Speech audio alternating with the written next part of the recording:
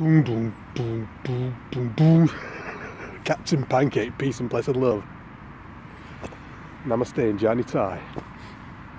I'm just like, respects to the warriors of the flat earth. Jake Gibson, one of my favourites. Flat earth arsehole. He's taking on these big wigs, you know. And he's getting a lot of flack, man, I tell you. And amazing, really. It's actually quite astonishing how much flack you get for putting this concept across, you know. Because that's what's, I mean, at the end of the day, yeah. The globe theory, when that came, the globe theory, it was ridiculous. But I'm not sure what happened to Copernicus. He didn't release his. The orthodox version of history is Copernicus came up with the heliocentric model that the sun is in the centre of the solar system and the Earth is moving around it, right?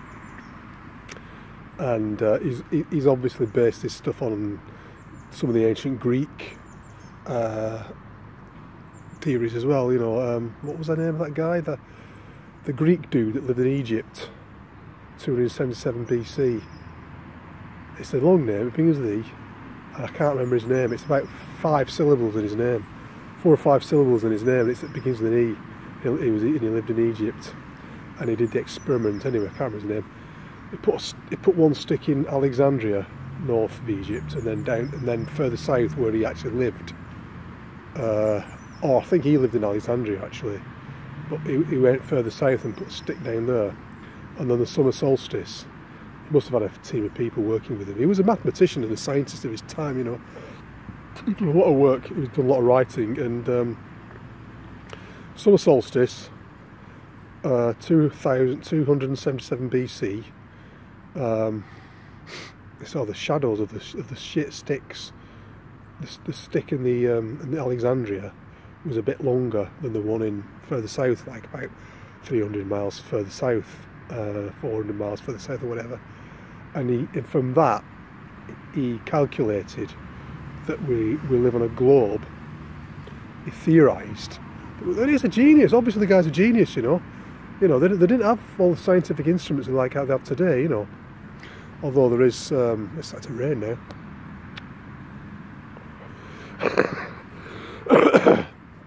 Typical, isn't it? Just sitting down on the park after work, and it's been dry all morning. It's starting to fucking rain. Anyway, I'll do the best I can. If it starts raining hard, I'll have to abandon ship. But yeah, ancient Egyptians had higher technology, obviously, up until about 3,000 years ago. But that's another subject altogether, so I won't digress. But yeah, this dude. This Greek dude, whose name began with E and had 5 syllables in the name, he came up with a theory of the global Earth, and he calculated it was 26,000 miles on something in circumference, whereas now the official is something like just a bit below 25,000 miles in circumference. It's like 24,000 mile, 800 and something or whatever, very close enough to 25,000, you know, and. So he wasn't far off. I mean, the guy was obviously a genius, you know. Hats off to people like that, you know, even though they may be wrong in what they're saying, but hats off to the genius and the way they think, you know, thinking ahead of the time. Because everybody understood the Earth was flat then, but he's thinking, why is it that the shadows of the sun are longer in the north than they are in the south on the summer solstice? And why is it that the constellations of stars change as you move from north to south or east to west, you know? I mean, he did a lot of other work. I don't know exactly what other stuff he'd done, but apparently he had volumes and volumes of scientific, he'd done scientific studies. I mean, he was a mathematician. I mean, that was the whole thing. The Greeks, when they were into math, the mathematicians and philosophers, you know, and they combined the two together, you know, spirituality, maths, science, philosophy. It was all in the same bundle, you know. Like today, science and spirituality are kind of like separate things, but back in ancient times, spirituality, philosophy, science, maths, etc. We're all kind of back in the same bundle, you know. The thinkers of society, the philosophers and the scientists and the mathematicians, etc. You know, the great minds of the times. You got hats off to them, you know, hats off to them. Even if they get it wrong, hats off to them, you know, because they're thinking outside the box, you know, thinking outside the box. So Copernicus, and anyway, so he done that. He came up with that theory, but it never became a standard idea, the Earth being a globe, until 500 years ago. 1540s, I'm not sure exact date, 1543 or something like that. And Copernicus came up with the idea that the Earth is a spinning globe moving around the sun, but he said that he won't release the publishing until after he's dead, because if he was to release the publishing now, the Inquisition would have his guts for garters, you know. I mean, that's the official version. I mean, I've heard different versions. I mean, I've heard that the Jesuits and the Catholic Church and the Vatican and all that were all behind the global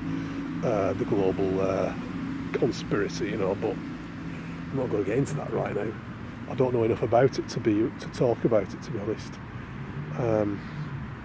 And then, of course, Galileo came along a bit later. But they were contemporaries, Galileo and Copernicus. Galileo got his telescope out and checked out Jupiter, saw the moons of Jupiter, Ganymede, Io, Europa, and what was the other one? The four moons you can see through the telescope. Yeah, that was one of his discoveries. Ganymede, Europa, Io, and Callisto, the four moons of Jupiter. And he, of course, he backed up. He was like on side with Copernicus. Anyway, he came out with his theories about. He also went on about, you know, Earth is a planet in a solar system, so shared with Venus, Mercury, Mars, Jupiter, Saturn, the known planets at the time, circling around the sun, right? And then he was placed under house arrest by the Vatican, by the Pope, or the authorities at the time. They were the top authorities in Italy and most of Europe, and he was placed under house arrest, which is a very interesting because people who generally came out with heretical ideas back in the day were often tortured to death. You know, the Vatican were responsible for a lot of death, a lot of torture, a lot of misery, if you didn't conform to what they tell you about, you know.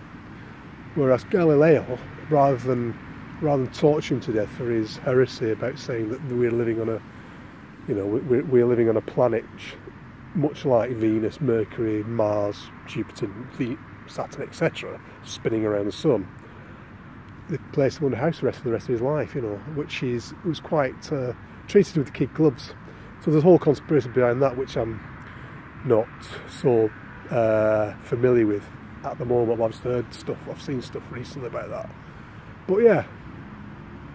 Anyway, but the globe became the normal thing. So 500 years since Copernicus, Galileo, Newton, Einstein, and various other, you know, all following that idea. The globe has been accepted as, yeah, we live on a spinning globe, and you know, and there was no way of telling if we were or not until the 1950s, when they started sending, late 40s, early 50s, when they started sending rockets high altitude, and then saw the flat plane. I've talked about this before. Look at my other YouTube videos to find out what I said. Anyway, what the fuck was I talking about? I've completely forgotten what I was talking about now. What was the point I was trying to make? I'm gonna have to pause.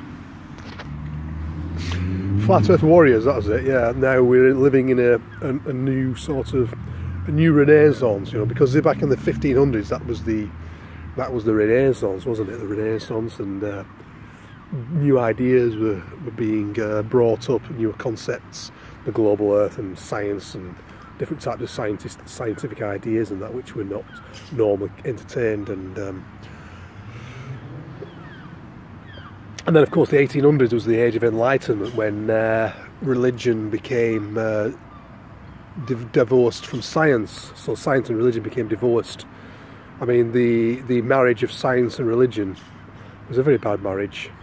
Later on, in up until the 1800s, it got so bad they had to become divorced, you know, I mean, bleeding hell. Talk about dysfunctional bloody relationship, man. Up until, you know, from the times of the ancient Greeks, science and religion and spirituality and philosophy were getting on all hunky-dorily together. And then right up until the 1800s, that, you know, a long, bitter marriage of 2,000 plus years, it just went out the window in the 1800s, you know. And then Charles Darwin comes along with his theory of evolution, you know, saying there was no God. Everything happened by chance, you know. We all came out of this sort of, we all evolved from this sort of primeval slime so many billions of years ago. I mean, of course, this theory of evolution has been elaborated quite a lot since Charles Darwin's time. And, I mean, he was a total atheist. And then you got Karl Marx come along, didn't he, in the 1800s. And, you know, that's where the old communist thing came into effect, you know. Atheism and science without a universe, without any kind of intelligent design, without any kind of spirituality, any spiritual connection. Basically, it's just a mass of chemicals and atomic sort of reactions interconnecting with each other. It all happened by chance. So that's what that came out of the so-called Age of Enlightenment in the 1800s. Of course, in the 1800s, you got a billion different types of churches came out. Christianity splintered into a billion pieces, you know. I mean, it was a very interesting period of time, the 1800s. Actually, it's a fascinating time of history. The 1800s are always fascinating. Industrial revolution, you know, steam trains and all the rest of it. The age of the machine started to rise, you know. And now we're entering into a new revolution. Then, of course, recently we've had the internet revolution. And right now, we're living in amazing times. Right now, we're living in amazing times. People are becoming consciously aware. People are becoming consciously aware of things which are being kept from us, you know. I mean, there was a time when people, you know, it's another. I mean, that's the way things go, you know. There was an established orthodox pattern of thinking, an orthodox pattern of education, an orthodox pattern of culture, religion, science, or whatever. People follow that cultural stroke, religious stroke, scientific paradigm, accept it as the reality, and then a bit later on it changes again. Things change throughout history. So we actually, right now, we're on the cusp of a massive change. Hats off to the flat Earth warriors, you know, because that's the big one. That's the big revolution. It's the conspiracy. It's the mother of all conspiracies, you know. Forget 9/11. Forget the assassination of JFK. Forget the assassination of Princess Diana and John Lennon. I mean, yeah, don't forget it, obviously. I mean, not literally, but, you know, this is small potatoes in comparison to the flat Earth revolution, you know. They're all interlinked anyway. You know, forget the old, forget the banking system, you know, and the war on terror and all the rest of it, you know. All these conspiracies that we've got going on at the moment. The Illuminati, the Freemasons. Well, you know, the powers that be know that we're living on a flat plane, but they don't want us to know about it, you know. Why? They've got an agenda. They've got an agenda. And but due to internet, tinterweb, that's the thing, isn't it? The internet revolution. We're able to tap into information which, before the internet revolution came in, was completely inaccessible, shall I say, to us. It was inaccessible, and many people are waking up. I mean, Flat Earth it started to kick off in 2015, and I got on board in the early last year, sorry. I got on board in May 2016, and I just go on YouTube, man. It's just like, it's flat Earth galore, you know. Flat Earth galore. And then the opposition against flat Earth is also increasing as well. You know, the trolls coming out of the woodwork and all the rest of it. And yeah, my hats off to Eric Dubai and Darren Nesbitt, David Murphy, Jake Gibson, Journism, Mark Sargent. They might have all different ideas about flat Earth. I mean, some are like you know, some are fundamental Christians, some are atheists, some are just spiritualists, some are open-minded. Like, I like Mark Gibson because Jake Gibson, because he's very open-minded. He hasn't really sort of sold himself to any particular ideology. You know, he's open-minded about.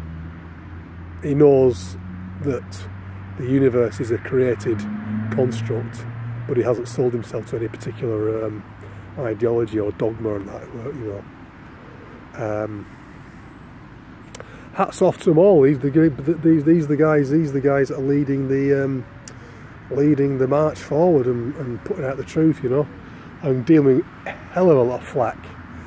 You know, hell of a lot of flack. Unfortunately, there's a little bit of opposition between certain flat Earth groups because they've got different ideas. But flat Earth people, brothers and sisters, unite, unite, please, unite. You've got to unite to fight. You can't divide, you know. It's not going to work, man. It's not going to work. But it doesn't matter really, because the collective consciousness of everybody.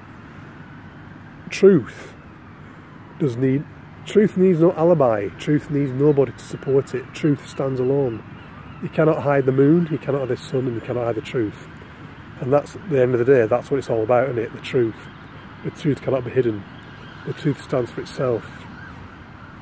And on that note, yo, peace, blessed love, namaste, janitai, booyaka. I know booyaka, it's a bit aggressive that one, booyaka, but you know. I'm off. See you later. Peace, peace.